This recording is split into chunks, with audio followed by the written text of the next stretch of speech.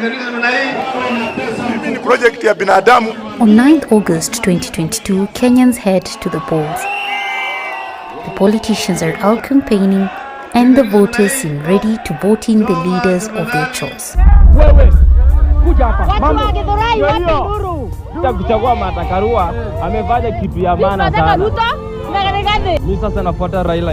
The right to vote in any democracy is crucial.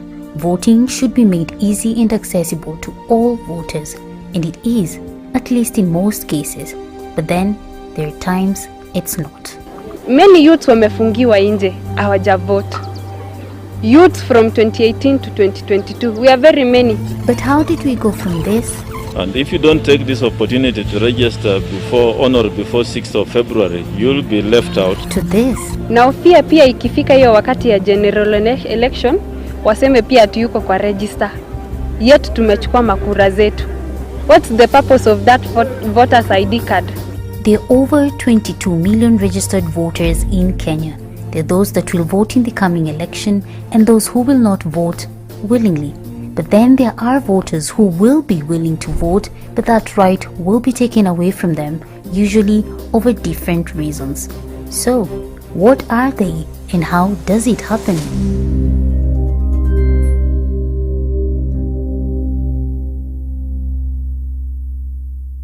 The maturity of a country's democratic process lies in its ability and that of its people to hold a free, fair and credible election. But then in Kenya, is it ever free, fair or credible?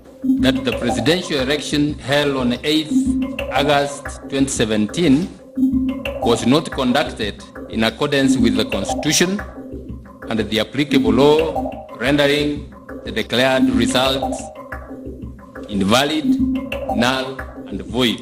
You realize that most elections in Kenya, it is not about voting. Where the problem comes in is counting and reporting. You could hear the former chairman of the Electoral Commission, Mr. Kiwitu, also complaining about the way the results were coming, and he said they must be cooking the results somewhere. Many voters still don't know why actually that process should be peaceful.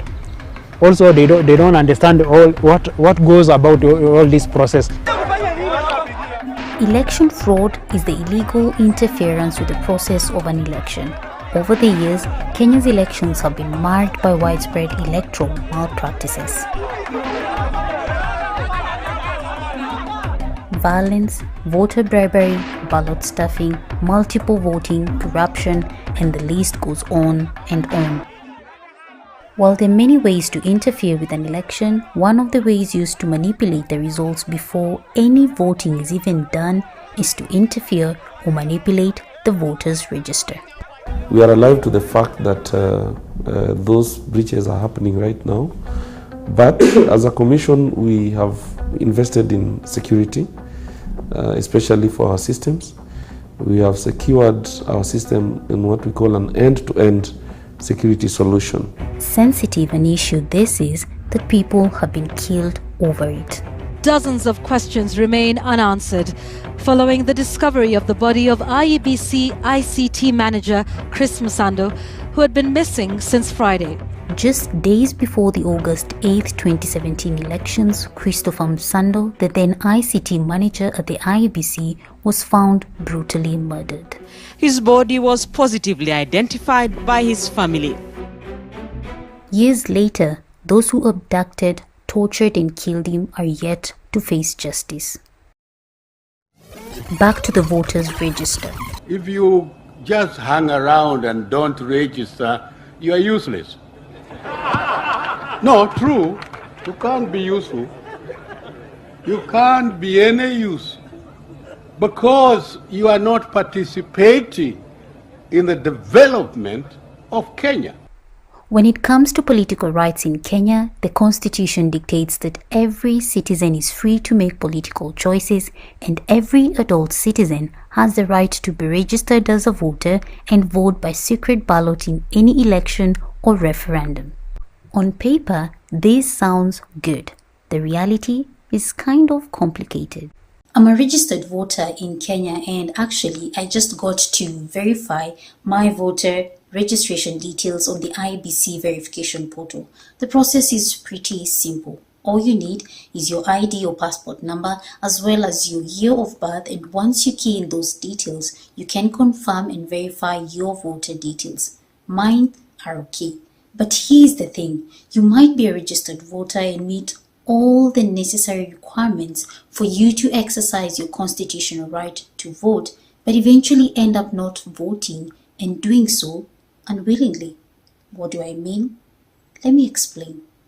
Wachira Maina, a constitutional lawyer, once said this: the right to vote has 3 elements. The right to make a choice from among candidates on the ballot, the right to refuse to participate in the election by abstaining, and the right to cast a protest vote by rejecting all the candidates on the ballot. In all 3, the decision ultimately falls on the voter, but sometimes, like they say, things on the ground can be quite different. Democratic Alliance UDA has today unveiled a National Elections Board to oversee its nominations ahead of the forthcoming general election. The Elections Act provides that a political party shall nominate its candidates for an election at least 90 days before a general election. On 14th April 2022, the United Democratic Alliance, UDA, one of Kenya's popular political parties under the Kenya Kwanza coalition, held their primaries in 36 out of the 47 counties. In some polling stations and regions, it was all systems go. It was a success. For me, it was a success. We need to have a very transparent election, very transparent nomination process. In others, not quite. We covered the nomination exercise in Uasin Gishu County, one of the party's strongholds and the home county of Kenya's presidential candidate William Ruto, who is also the UDA party leader.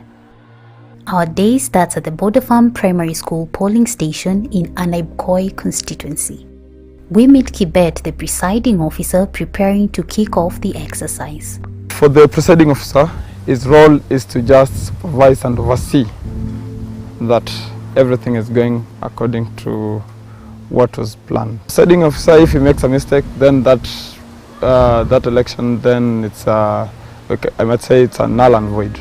It may be his first time overseeing an election, but he knows all too well how wrong things can go.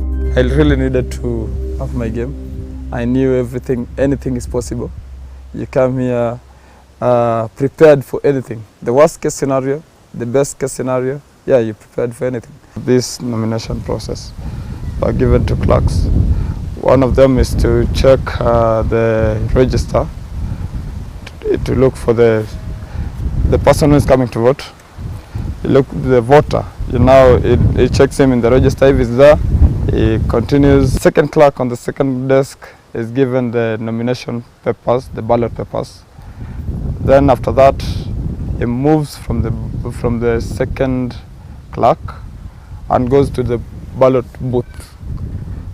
There is where he makes his choices, of which it's his or her democratic right. When voting is done, follows counting of the votes and then the announcement of the results. Ideally, this is how the voting process should work. Does it always work like this though? Not entirely. Sijavote. Sikuvote 2017. Nilipata ID 2017 December na sikukuwa kwa register ya IEBC. Franslin Jelagat is a registered voter from Maili Nne in Taribo constituency, Uasin Gishu County. She is one of the over 6 million UDA registered members. The primaries would have been her first time to vote, but that experience was nothing short of disappointing. Tumefika hapa asubuhi around 6. We were expecting to vote, but kulikuwa na delays. Ballots zilifika hapa around 9:30. Voting ikaanza around 10. And it's so unfortunate that youths cannot vote. They are using the IEBC register ya 2017. In any electoral process, the voters' register is a very crucial factor, but it has been a point of contention in most, if not all, Kenyan elections. It is not clear to us, certainly to me, why you have terminated the process of acquiring the BVR. IEBC has not addressed the issue of the register as expected, despite the audit firm KPMG raising pertinent issues surrounding the validity of some voters in the register. During the 2022 primaries, the story was not different. The IEBC did not update their 2017 register.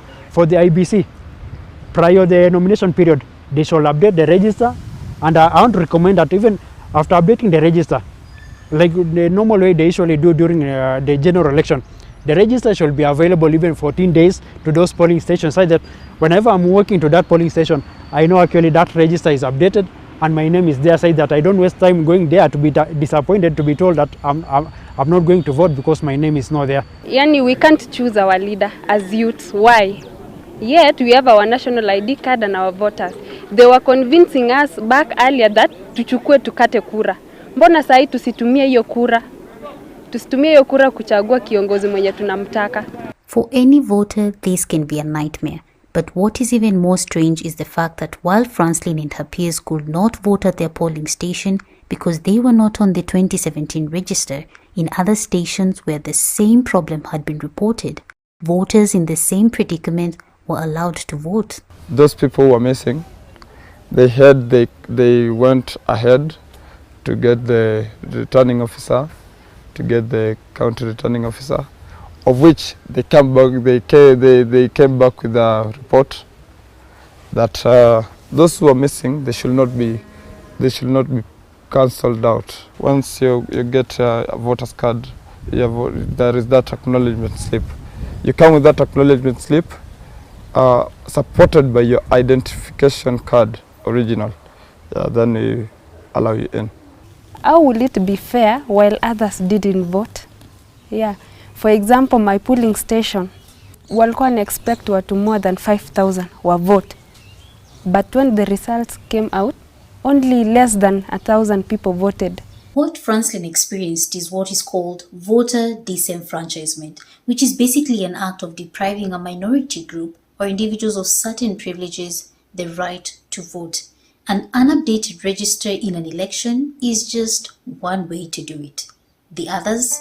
The voters need more sensitization of that civic education of how to vote, because not all of them are conversant with the electoral process, so it becomes a challenge. There was a delay in opening the polling stations. Like there's this MV Patel Hall, which actually it was open at 2 p.m. The turnout was very poor because the voters actually waited for a long time until they just left. The factor which contributed a lot of this mess actually is inadequate polling staff. You realize all these stations which are actually populated, especially the turbo polling stations, that is Kapsaos Ward and Oruma Ward, you will find that they had only each ward, each polling station had only 2 staff which was under-equipped. Normally people go to vote, they know that this is just, it's just to officiate, but there are some people who have been already appointed. In 2008, the Independent Review Commission, IREC, also known as the Kriegler Commission, was tasked by the Kenyan government to investigate the conduct of the 2007 elections and recommend electoral reforms. The integrity of the electoral process, we have found, is subject to serious criticism. Some of the recommendations from IREC that have since been implemented include granting polling agents access to polling stations, ballots being handed over to the voters at the same time, polling stations being made accessible to all voters, among others. But over a decade later, it's evident that we still have some work to do as far as streamlining the electoral process is concerned. Take, for instance, the voters' register. Independent Electoral and Boundaries Commission is hardly meeting targets or timelines, and as far as the voter register goes. Section 8A of the Elections Act 2011 requires the Electoral Commission to engage a professional reputable firm to conduct an audit of the register of voters. This should happen at least 6 months before the date of a general election. But as of February 2022, the IEBC had not settled on any audit firm. The advert was done and I understand from the Procurement Directorate that there were no responsive bidders as of the time the process was, evaluations were done. The Commission has to find other ways of engaging an auditor, and we leave this to the Directorate to guide the Commission. The IEBC would later settle on the same audit firm that audited the 2017 register to clean the 2022 voters register. PMG has succeeded among the 4 firms which bid, and they are the ones who will be undertaking the exercise of the audit. The final register would then be scheduled for publishing on 9th June 2022, but that too did not happen on time. The reasons? However, due to the implementation of these preliminary audit findings on the register, the Commission has decided to address the findings prior to certifying the register for publication on or before the 20th of June this year. Every election year, the Electoral Commission faces an array of challenges such as technological issues, insufficient funds, distrust from Kenyans, among others. So, is the Commission ready for the 2022 elections? So in terms of preparation for the 9th of August, the team has actually done what it ought to do, and the Commission is ready to deliver to Kenyans free, fair and credible election. The assurances aside, these kind of setbacks have a direct impact on the election timeline, which eventually influences the effectiveness of the electoral process in one way or another. But this also further affects the voter in more ways than one. Na pia ikifika hiyo wakati ya general election, waseme pia tuyuko kwa register. Yetu tumechukua makura zetu. A day after the primaries, we visit Franslin at home. We want to find out if any of the aspirants she had hoped to vote for won, and if they didn't, how would that affect her? From governor, bet yangu tu ilikuwa sure, but to MCA, it failed me. During all those time, hakuwahi shughulika na issue na maji. My mom, tuko na tank 2, ya underground na yenye iko juu. So, anabaingi maji na tractor, which it is around 2500 per tractor. Hiyo tractor moja inajaza ya chini peke yake. Ya juu ni tractor ya pili, which it is around 5000. Na pia tuko na maji ya Eldowas. It is being limited. Kana kuja kadogo inapotea. Kunini maji ya Eldowas, it's around 10,000. Ndo maji ingie kwako, it's around 10,000. Na kila mtu si ati ana ako what do I say? Anaweza afford. Yeah, si kila mtu anaweza afford aeke hiyo maji. Hers is an example of how delays, intentionally done or otherwise, in any step of the electoral process can lead to voter dissatisfaction. I'm praying that mwenye amechukua sai atatusaidia. That has been our cry since then. Ni maji tu. And though the law dictates that no eligible citizen should be denied the right to vote, Franslin is neither the first and probably will not be the last to experience this over and over again.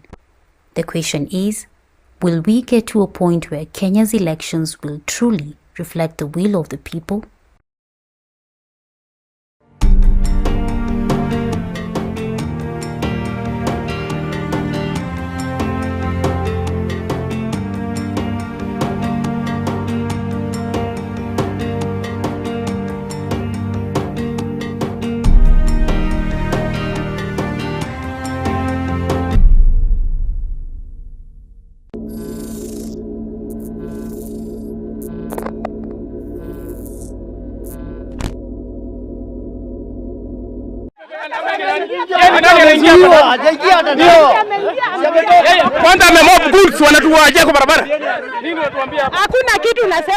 This is not an ordinary day, and the war of words you see here has a story behind it.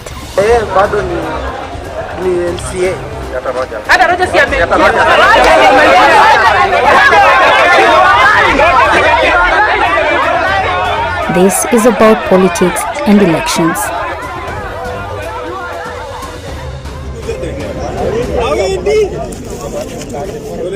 So kwa hiyo harakati ya kunini hiyo kura, so nilikuja hapo tukajaribu kuokoa hiyo kura, ndio nikaungua mkono, nikachomwa. Watu walikuwa wanatumia episode account, fake account. According to the International Foundation for Electoral Systems, one cause of failure of electoral processes worldwide has been traced to the influence of electoral crimes and offences during the election period. In Kenya, there has been a lot of it. When we talk about free and fair elections, it begins before elections, during elections, and after elections. While the biggest responsibility of protecting the credibility of an election lies in the Electoral Board, we all have a role to play in the success or failure of this process. But this story isn't about how to successfully run an election. This is about how to disrupt one.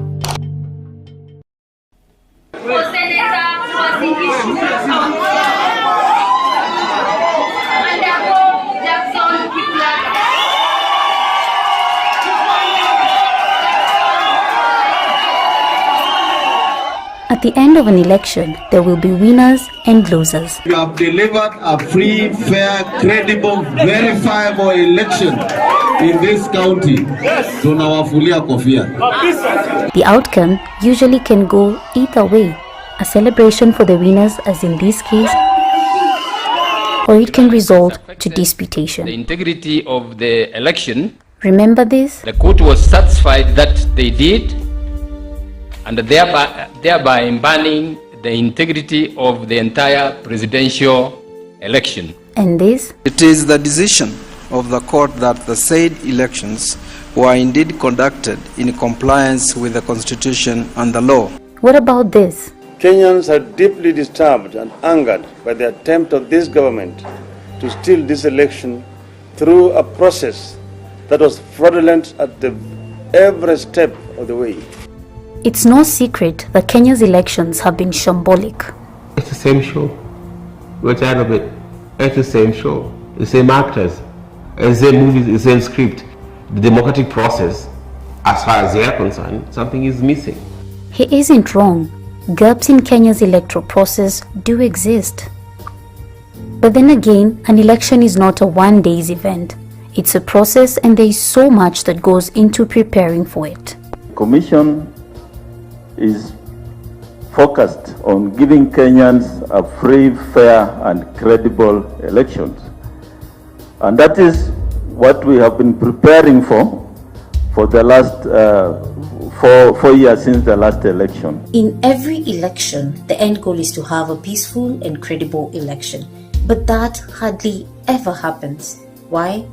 Let's get into it.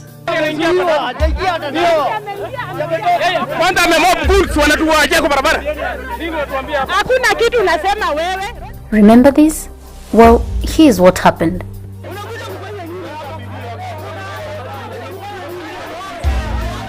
The origin of the dispute is this man, Isaac Kirwa Kemboi, the sitting member of County Assembly in Kapsoya Ward, Anabkoi constituency in Uasin Gishu County. During the UDA party primaries on 14th April 2022, Kirwa, who's not a voter at the Border Farm Primary School polling station, showed up while voting was still ongoing. Some voters were not happy. Kwa majina naitwa Jonte. Mimi nimeshangaa hii siku ya leo kuona mheshimiwa Kirwa anakuja kuingia ndani ya penye watu wanapigia kura na yeye bado ni MCA.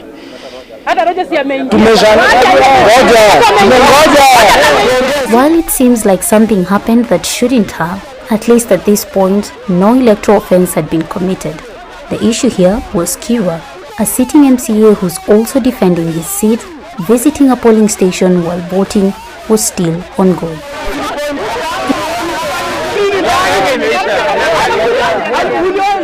So what happened yesterday, I never knew.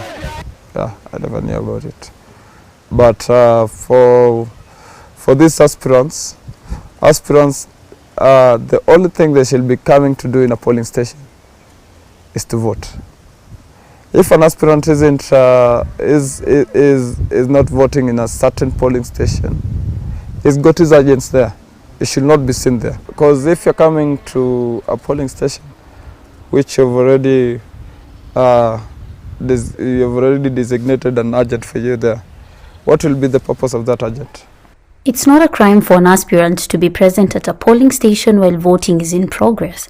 However, if they try to interfere or influence the outcome of an election by either bribing voters, tampering with the secrecy of the ballot, directly or indirectly threatening to use any force or violence, then that becomes an electoral crime. Once an aspirant comes to a polling station, he's got his own supporters in that queue, yeah, and he'll want to show, he will want to flex his muscles, right? Once he wants to flex his muscles, it will bring chaos, because there are supporters of other aspirants in that queue, and there are his supporters in that queue. From all the aspirants, there is only one person who will get to the ballot, who will get to be the winner.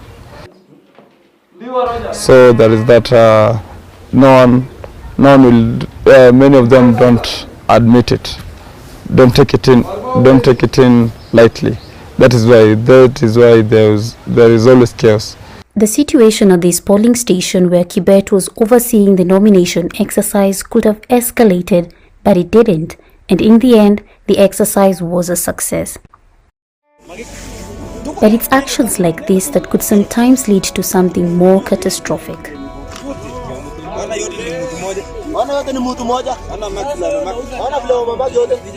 Tunaomba chama ya UDA, we want a repeat of Turbo constituency member of parliament, na polling stations ifunguliwe kuanzia saa 1 na ifungwe saa 1 jioni. Cases of disputed results in Kenya's elections is not peculiar. It's almost the norm. Ballot boxes ilifika saa 8 hapa Huruma. Na Huruma ndio mali iko kura mingi sana, kura zaidi ya 10,000. Na tukapewa stream moja na wote Huruma kufanyiwa haki yao. A day after the UDA party nominations, candidates for the Turbo MP ticket, Willie Carew, David Sangok and Benjamin Rope, led protests in Eldoret town over allegations of voter manipulation and burning of ballot boxes in some polling stations. When it comes to Turbo, the observation actually, there was a delay in opening the polling stations. Like there's this MV Patel Hall, which actually it was open at 2 p.m. The turnout was very poor because the voters actually waited for a long time until they just left. Just in a political process, when we talk about free and fair elections, it begins before elections, during elections, and after elections. People normally participate in party primaries, but now it is not free and fair. That means the counting and reporting of the ballots doesn't reflect the will of the people, because the election is predetermined. Normally people go to vote, they know that this is just it's just to officiate, but there are some people who have been already appointed. A protest is just one of the outcomes resulting from a disputed election, but there are many others, including the eruption of violence. But violence is not just an aftermath of disputes, it's also used to create them.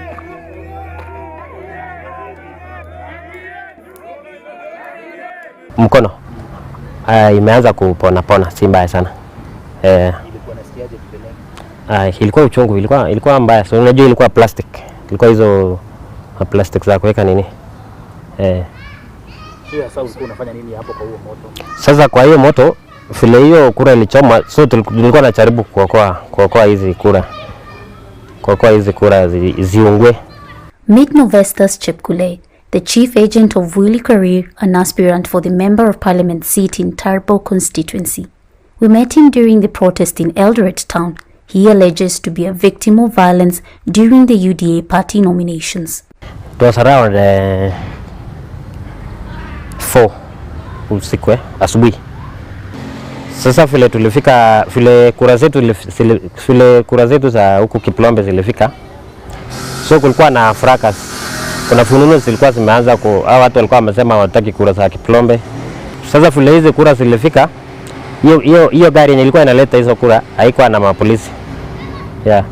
Haikuwa na mapolisi. Ilikuwa tu clerk wawili ndio walikuwa kwa hiyo gari ndani. Sasa vile hiyo kura ilifika bila hata kunini, watu wakaanza wakashukisha hizo kura wote kwa kanyaka wakachoma. According to the Elections Offences Act, a person who without authority destroys, takes, opens, disposes of or otherwise interferes with any election material in use or intended to be used for the purposes of an election is liable on conviction to a fine not exceeding 1 million shillings or imprisonment for a term not exceeding 6 months or both. No, kwa hiyo harakati ya kunini sikuenda kuripoti.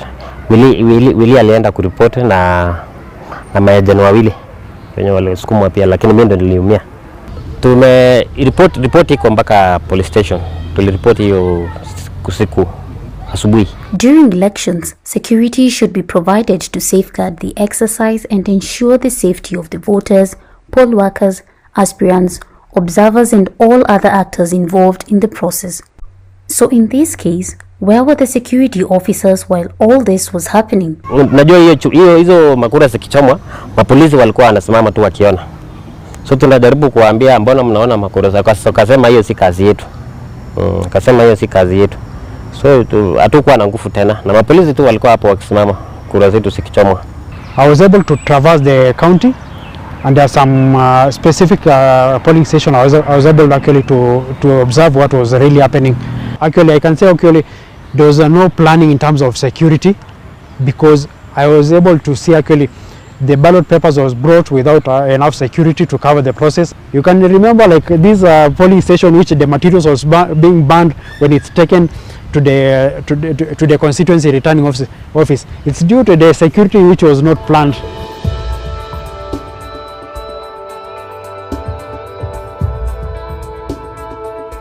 As the chaos in Uasin Gishu County happened on the day of the primaries, in some counties, the mayhem began a day before. Boxes and polling materials were burnt in Embu County, heightening the tension raised by the scramble for UDA's tickets. In Bomet County, the elections were wrecked by claims of pre-marked ballot papers. Tunataka haki. Angalia sasa, watu walipiga kura usiku. Usiku watu walipiga kura, ona. Alafu sasa mnatuambia eti tutulie. If you check the destroyed materials, we also have materials that are not genuine. In spite of the various incidents and security gaps witnessed during the UDA party nominations, the National Police Service and the IEBC have promised Kenyans safety during the 9th August general elections. The Inspector General of the National Police Service, I wish to assure Kenyans that NPS is and remains committed to partner and support IEBC to conduct and deliver a free, fair and credible 2022 general election. Security is important, and those who break the law not only undermine the quality of a democracy, but their actions could also lead to so many other consequences such as economic implications, physical and sexual abuse or violence, death, among others. But there is more. While many of these disruptions are physical and happen on the ground, there is a lot more that happens elsewhere. Social media. So we use our influence on social media networks, Twitter, Facebook, and Instagram, and the rest of the social media platforms to pass a message. When the words fake news or propaganda pop up or come up, people often think of the different social media publications that are well crafted but remain questionable. However, there is more than meets the eye, especially where politics is concerned. Propaganda, the power of propaganda, the power of fake news has been so massive, it's been unleashed on the people. So we end up questioning everything, rejecting everything, and we are left confused. It appeals to two emotions, that is fear and anger. Now, when you appeal to fear is a bit more effective than appealing to anger, because anger subsides after a short while. Propaganda is one of the tools in politics, and it is allowed in a democracy to be used as a tool for campaigning. But most people are not using social media very well, because if you see social media now, it is just for politicization and manipulation of ethnic identities. But how exactly does it work? Let's take this scenario from the 2017 Orange Democratic Party nominations. Paul Otuoma, the challenger for the gubernatorial seat, was said to have defected from ODM to the Jubilee Party on the very day of the nomination. A bold move, especially because Busia County is widely seen as an ODM zone, except it was all a lie. Someone made fake copies of the Daily Nation's front page and distributed them. Politicians and the political parties have actually discovered that the online space is a very important platform for shaping opinion and driving conversation. And what they've done is to actually invest in a crop of young people who are very vibrant. They are good writers, they are intelligent, they are smart, they are creative. The political formations are a bit more organized, especially online. They have hired or recruited specific online or keyboard warriors, bloggers, and whose work is to daily come up with specific messages, tailor them in a particular way, meant to appeal to their supporters, that is to consolidate support, but also create doubt or confusion. The use of propaganda and fake news in politics is not a new phenomenon. However, the platforms used to communicate the intended information have certainly changed the game. During the 2017 elections, Africa Uncensored spoke to Edwin and Gitau, who were both bloggers and social media influencers at the time. If you give me the message, I'll have to pass it on to the team. Most of what we do is we have groups on WhatsApp, so I just contact the team because the group is already there, and I give them the message. There are a lot of people who are actually seeing what we are doing. When we are doing an hashtag, we can even get 60 million impressions, meaning that around 60 million people around the world are seeing that, the things we are doing. 5 years later, the game hasn't changed. Usiue sisi vile baba yako aliua JM Kariuki. Wewe kijana, wacha kunijibu, unanijibu kama nani? And it isn't just at the national level. Propaganda and fake news is being used everywhere. Watu walikuwa wanatumia episode account, fake account. There is one here in our ward, alikuwa anajiita Winnie Jeps, Facebook. Franslin Jelagat is 22 years old and a registered voter from Mailine in Uasin Gishu County. One of the ways she consumes information, political news included, is through social media. So, is she aware of the use and abuse of these platforms in politics? At least our bloggers wana kampenia watu wakubwa. At least have brains kidogo. Kuliko sisi hapa chini, mi si blogger but unajua ukionanga za kina at least hao ni watu wanatumia akili. Si kama sisi. Tao mbili. Udatanish jina ya mtu wako very innocent. The answer is yes. In fact, Franslin explains to us how she witnessed these tactics being used during the UDA party nominations campaigns by different aspirants and their supporters in her ward. Watu walikuwa wanatumia episode account, fake account. There is one here in our ward, alikuwa anajiita Winnie Jeps, Facebook. Pia wengine walikuwa na more than 3 accounts WhatsApp. For example, here our ward tuko na WhatsApp group. So vile admins wali realize it's one person in 3 wakatolewa. Walikuwa wanatumia manamba za Airtel, Telcom. Mtu anatusi aspirant, ukitaka hata kutuma ndo uone kama jina yake inaweza tokeze, haiwezi. Wakatolewa kwa group. The social media was being misused to tarnish other aspirants. You see, like somebody waking up and taking his opponent and putting him in a different party like Azimio. And you know, like this area is Udazon. While propaganda and fake news has proved in some instances to be an effective tool in influencing and shaping perceptions in politics, we can't ignore the fact that it also has negative consequences which can cause irreversible harm. When you're tarnishing someone's name or when you're creating a wrong implication on somebody, and this is the same person who has invested a lot of resources, invested a lot of time in terms of energy doing the campaigns, you see at the end of the day this person is hurt. Sasa unaweza kuwa unalipwa tao utanish jina ya aspirant fulani, but maybe huyo aspirant unatanish jina yake ndo ako na qualities poa. That's why na I prefer youths eri to choose mtu ako right, na hata kama ako very low haizi kukupatia kakitu, choose mtu ako right rather than choose mtu ako wrong and popular, which later on tutakuja kuumia, haizi kuja tusaidia kwa ground.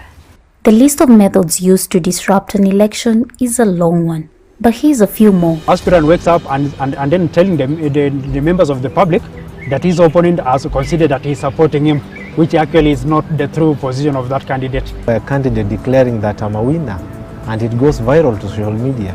So the supporters who are in the village somewhere, they believe what they've seen in the social media, that candidate has just won.